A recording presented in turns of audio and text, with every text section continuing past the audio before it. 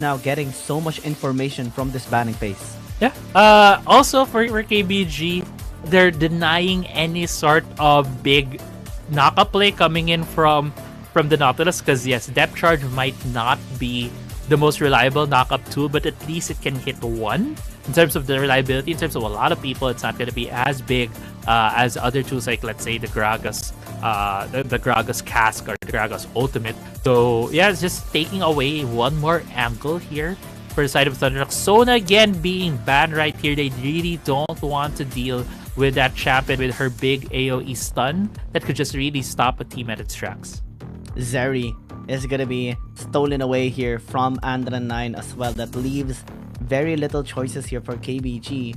They could go for something like an Ashe here for Shamo if ever, and that's going to allow them to have great maneuvers or great setups for team fights through the enchanted Crystal Arrow. KBG as well though has to be very careful. This Aatrox is still very dangerous as a pick, because Thundertalk can still put this Nautilus in the jungle and have a great engager still. Ornn is actually available. Thundertalk can pick it up. Shen though is going to be picked up here for the Ton. Two massive scaling champions actually picked up and a Shen to top it all off. This is a great adjustment by KBG. Yeah, I love the adjustment so far. As you mentioned, great adjustment. Gonna be Shen, gonna be in the hands of the Ton. So again, putting him on a champion that's not exactly a carry, a bit more defensive, but does have a lot of tools. Is this gonna be a pick? It's so far just gonna be a hover, but a Galio actually being locked in here for the side of Thundertalk. We have seen Galios mostly played in the support, a support role, but actually it's gonna be a jungle Nautilus, something I didn't really expect coming out from Thundertalk here. But I expected it. Yeah. Yeah. We are on point with the predictions. Crazy Apple. I love it. Thundertalk being very flexible, being very adaptive. Galio gonna be picked up here for the engaged. And again, KBG has a lot of scaling champions. But that's the thing. What can they do in the early game is gonna be the question here, because that's where Thundertalk can exploit them. And even if they have the Shen, even if they have the Gwen, even if they have this Aatrox, the Nautilus can build AP with massive damage, have the anti-shield item as well on the mage department, and then pin him down as the rest follows up. And that's going to be dangerous here for Keep Best Gaming. Yeah, it's going to be dangerous there for Keep Best Gaming. On their hand, for Thundertalk, I do feel like the Gwen just going to be this tool right here that might be able to just snip the tanks, right? She has a lot of damage, she has a lot of true damage. She's able to get to that point where she's just able to wreck health bars. She might have enough damage to punch through this very strong tank line.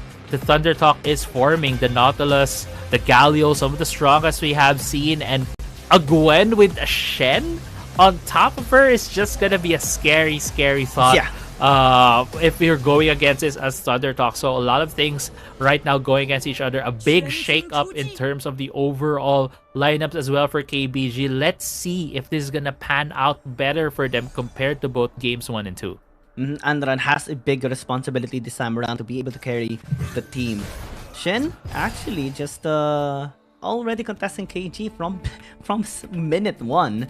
It's actually quite cheeky. And this is the thing about Thundertalk, especially for Shin. You take away his Fiora, or you give him his Fiora, he's gonna be able to dominate the lane. You take away his Fiora, he has still this Jax. And if you remove the Jax, that opens up so many champions now for the rest of Thundertalk to be able to flourish. That's why teams always struggle in the drafting phase going up against Thundertalk, because they have such a vast champion pool that not only are they very familiar with, but also just mastering every single champion that they use in their draft.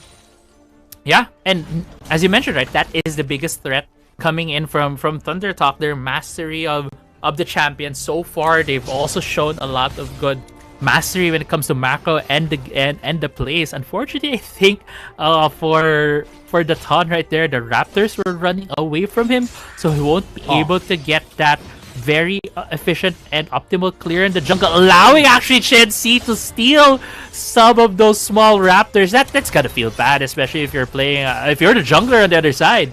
Yeah, Andran as well getting bullied here into the mid lane.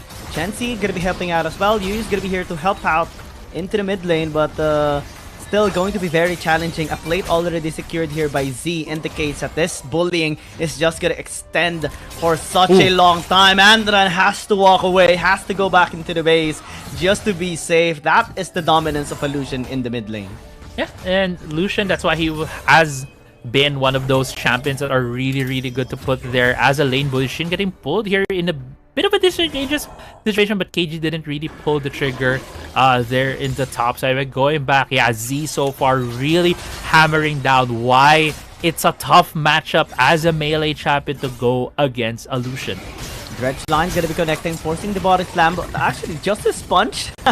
Very cheeky there by Chenzi, still following up. Very aggressive approach by Thundertalk in general, but not being punished just yet.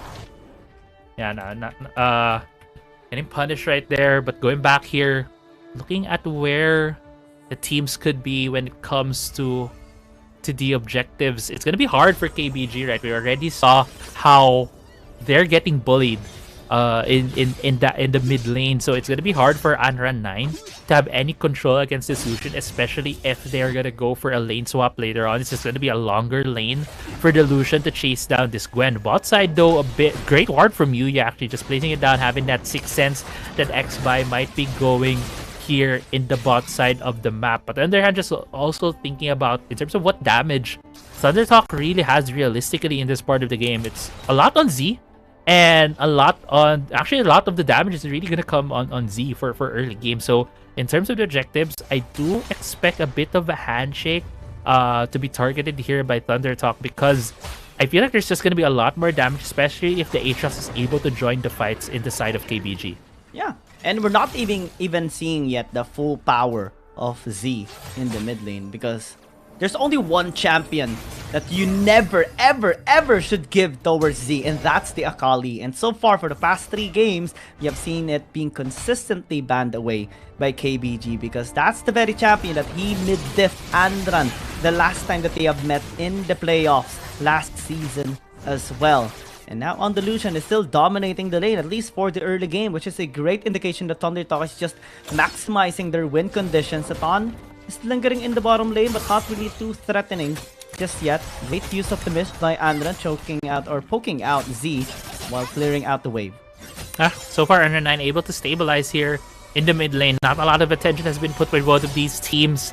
He wasn't shoved out of the lane as hard as we were seeing in the earlier part, especially when Thundertalk was just having a lot of freedom in that part of the map. Now, looking at the gold as well, a bit of an advantage on the side of the Ezreal, maybe just because of he's able to just shove out this Zeri with a bit of that range. Shin though, bit of a scuffle here in the top side.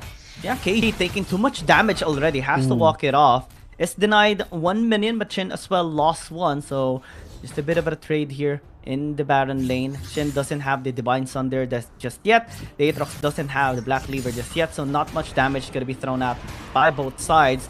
But with the objective, maybe you have to reset, go back into the base, get into the fight as well. Yu going to be engaging, isolating the Galio, but immediate flash actually is going to put him in a safe position this time around. Zeke finally going to be entering the fight as well.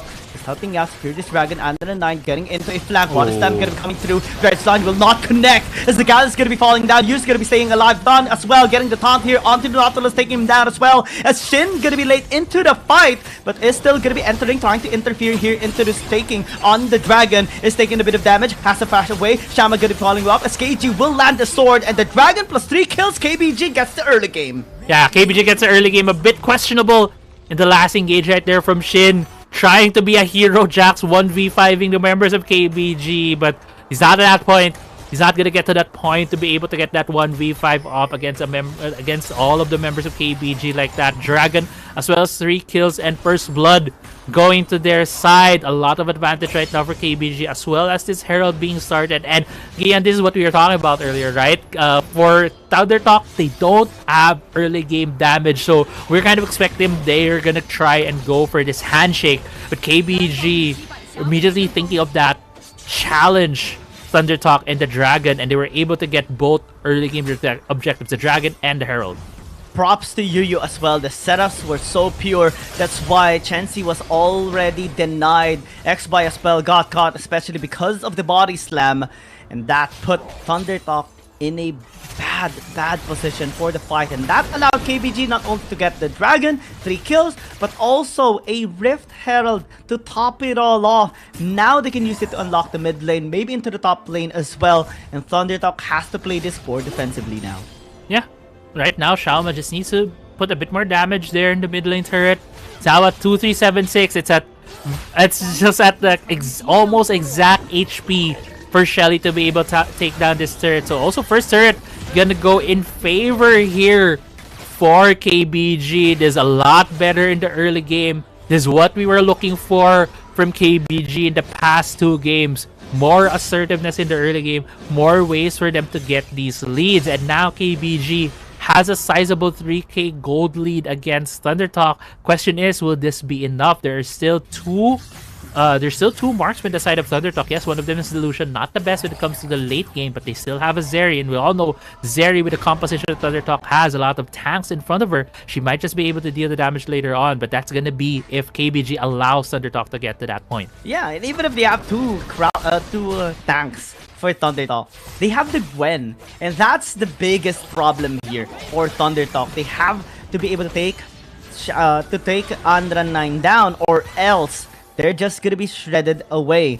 And that's the whole design of this composition of KBG. That's why I love this kind of adjustment coming in from this blue side team right now. The former champions making the necessary adjustment and implementing the right winning conditions as well, executing the right team fights as well to get the leverage here into this game, resulting to a 3,000 gold lead, a couple of structures being taken down already, and massively zoning the members of ThunderTalk away from the structures as well. That gives them the opportunity to take more.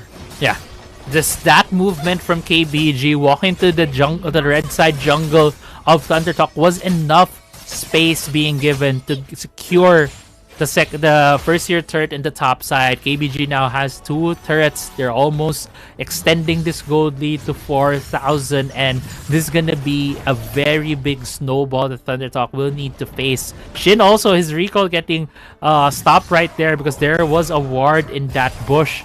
Bit of an off timing for him. Fortunately for him, there was no gank coming for him in the bot side of the map, so he's a bit safe with this recall. But now though, KBG still wants to accelerate the pace of the game. They're not putting more members to the bot side, but this might be enough for them to clear all of the first tier turrets on the map. Yeah, that's again just great macro coming in from KBG. And again, they have the scaling champions, the Aatrox, the Ezreal, the Gwen. So scary towards the late game, and ThunderTalk will not be able to do anything towards them anymore when they reach the 15-16 minute mark. And I'm not even sure if we're gonna be able to reach onto that point just because of the pace that KBG is having right now here in this game. They have to find a way to finally bounce back, but that's going to be very difficult as well, because when the Baron is gonna be available at 12 minutes, KBG can actually take it down so quickly, and even if they try to engage, try to stop them, KBG can actually turn. Yeah, exactly, and we'll see if that's gonna be how ThunderTalk takes this fight, right? But they still have 2 tanks, yes. KBG can turn, but if ThunderTalk is able to single out one key target, it just might be enough for them to tip the favor into their side. The ton is so far away from this dragon though, as it's getting started here with both of these teams. Yeah, 3.6k as the HP here of this Ocean Dragon. Chensi though is taking a bit of damage there from the folks coming in from Sham as well. The Mystic Shot, the body slam, the cast for the isolation. Andrina is going to be snipping his way towards the objective as well. The Dragon going to be taken here by KBG, but Shin trying to access you, still going to be denied. The Thon as well taking too much damage as he is being able to free hit here from the backside by Sham as well. Going in with the Arcane Shift, takes the kill down. Actually still going to be denied. Shin will be walking away with the jump as well. X-By just in the area. Fortunately, no one died from ThunderTalk, but KBG still got the objective. I mean, KBG got the objective, but how ThunderTalk keeps doing this? They're so low, but KBG still on the chase.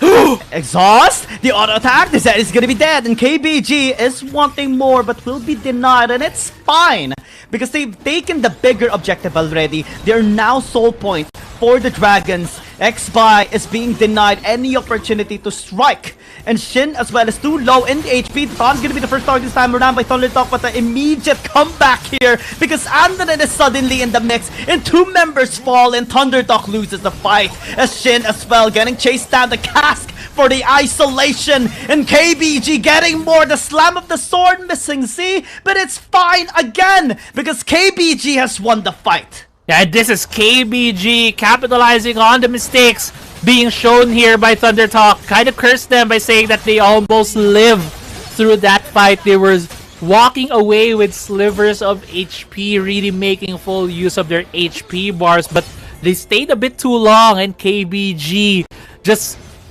looking at Thunder Talk and asking the question, why are you still here? We can kill you. And that was exactly what KBG did, bagging 2 more kills on their side as well as the second dragon of the game. We're gonna see in this replay, we're gonna start off where it felt like Thunder Talk had a bit of a man advantage, but they already lost one of their main carries. They lost the Zeri. At this point in time, Anra9 was just in the prime position at the right timing to be able to punish this overextension from Thunder Talk. Another fight here. And Chen-Si is just gonna be a victim. The exit Ignite is not too good this time around. I actually thought that he will stay alive and be able to just be safe. Now Z is all alone, just gonna be given a trim by the barber, and is just gonna be taken down as well. Yeah, just a snip, taking off the top portion of his hairline at that point in time. Anra9 taking down the Lucian, and now it's gonna be the Baron here being taken by KBG. It's gonna be a free Baron. There's no members of Thunder Talk anywhere near the area. It's just gonna be a free Baron at the 13-minute mark for KBG, and so far the game 3 of this best of 7 series, KBG has been running away with this game. They're running away with this game and taking everything for themselves as well. Thunder Talk is definitely struggling this time around with his composition being denied of its strengths, and the weaknesses are being exploited right now by KBG. Again, it's just a great demonstration that KBG is still in this game, in this series, and can fight back and can still get a win for themselves. However, the game is not done just yet. Everything we're seeing right now is very positive on the side of KBG Gaming, but they still have to reach the Nexus in order to win this game, and Thunder Talk is doing a really good job preventing that so far. Yeah, exactly. That is the biggest objective in terms of Wild Rift, right? It's to take down the enemy Nexus, take down structures. That is the real objective here. KBG still has its work cut out for them to be able to take down these structures, but with the lead that they have, Thunder Talk can only do so much to prevent what feels like the inevitable here for KBG. It seems inevitable indeed. Thunder Talk has been trying. They have been really trying to defend, trying to get resources, trying to get those kills, trying to initiate for fights, trying to interfere for objectives. However, every single thing that we have mentioned has been unsuccessful, and now the engage again is being denied. The depth charge dealing quite a bit of damage, but not enough to actually take Chama down, and they're being denied for every fight. Again, KBG is just too far ahead in this game, and Thunder Talk cannot get anything now.